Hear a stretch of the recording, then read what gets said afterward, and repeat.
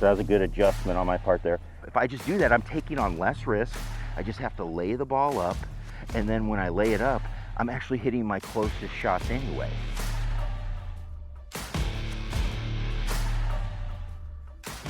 All right, guys, so there's a drill that even I'm guilty of this, where I forgot about it to a point where my game and my scores were suffering.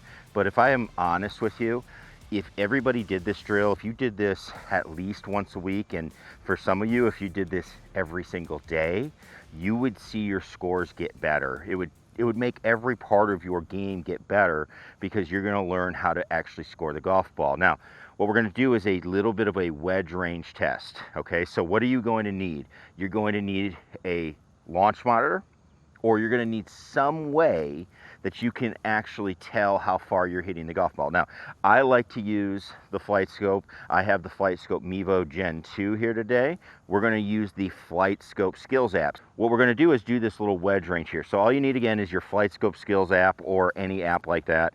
And I've got it set up. So if you do have Flight Scope, you can go in here, and I have the tests already, and they are public and they are live, where you can go ahead and grab these. So you can see I went into my playbook. I'm going to go into live competitions, and you're going to see that I have a bunch of ones that I have created, and these are the ones that I use with my students. We just had a student shoot 59.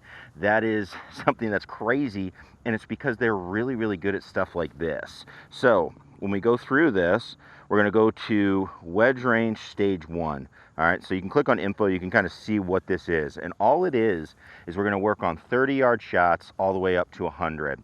And we're going to work on, one, consistency. We're going to work on contact. And we're also going to be working on learning how to control our distances as we go. So you're only going to need a club or two to do this. For me, it's going to be 2 clubs. But we're going to hop in. I'm going to play it. And let's throw me in there. We'll do that. And let's go ahead and go. So you can see we're set up here. We're going to fire this up, and all I got to do is I've got it set up just straight ahead here, 30 yards. The target necessarily doesn't matter if you don't need that. We just need to hit it straight ahead. We just need to know where straight ahead is really all it is. And let's go ahead and let's play this. So let's go. And we just need some range balls too. Now, one thing you're going to notice for me as I do this is I do tee these up. I tee up a lot of shots when I practice. I tend to dig a little bit in the ground, so when I tee the ball up, if you tee it up and you're somebody that kind of takes a bigger divot, you're going to tend to hit the ball high on the face, and then it comes up short. So what this does is it gets me to shallow things out a little bit. I just try to clip the tee, no divot, and then get my distance. So 30-yard shot, here we go.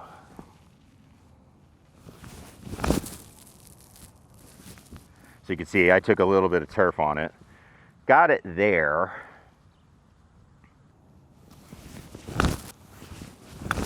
There we go. That's got to be pretty good.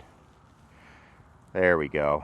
We're doing what we call skill practice. There's a little bit of technique in this, but it's mainly a skill practice of our 3 categories that we talk about all the time. You can have technique, you can have skill, or you can have course IQ.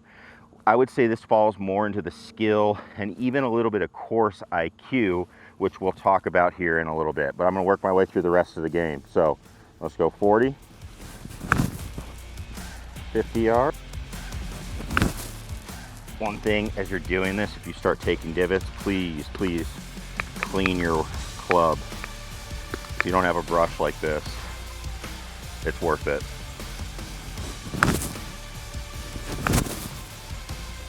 This is where it gets tricky for me because this is a fuller one.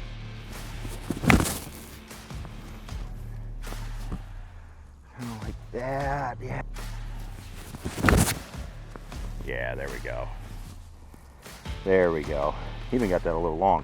86, that's about where I can max out this 60 at this. So now we're into 90. All right, so this is where we start to learn what's the max we can do. Well, now I got to go to a club change. So we're going to go to 90. For me, this is a 55-degree wedge. Not full, obviously. Not bad, not bad. It could be a little better, but not bad. One thing I've noticed so far, distance hasn't been too bad.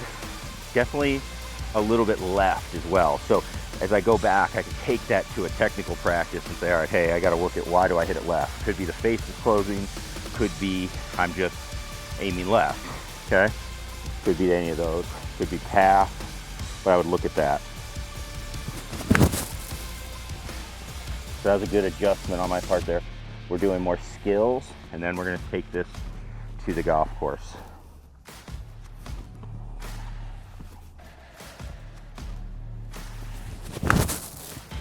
That was hit good too. That's gotta be good. There we go. All right, on to 100.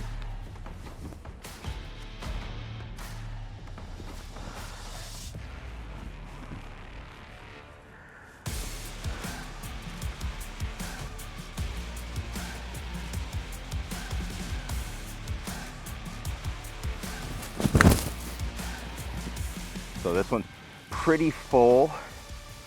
I've kind of determined I can max out my 55 degree at about 105. That's if it's perfect. So I rarely try to hit this 105, but I can. Ooh, that was pulled. That might be a little deep. Yeah, a little long left. Pulled it. So definitely a pull is my miss.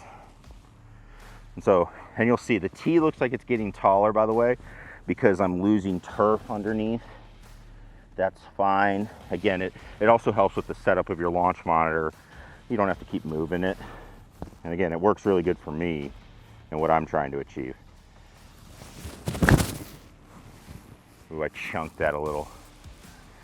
Just chunked it a touch. Just a fraction. All right, so there we go. So we're on to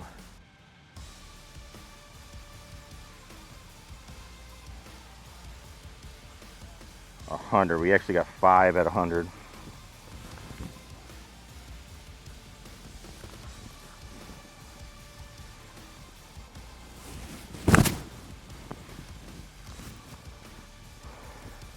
Pretty good there.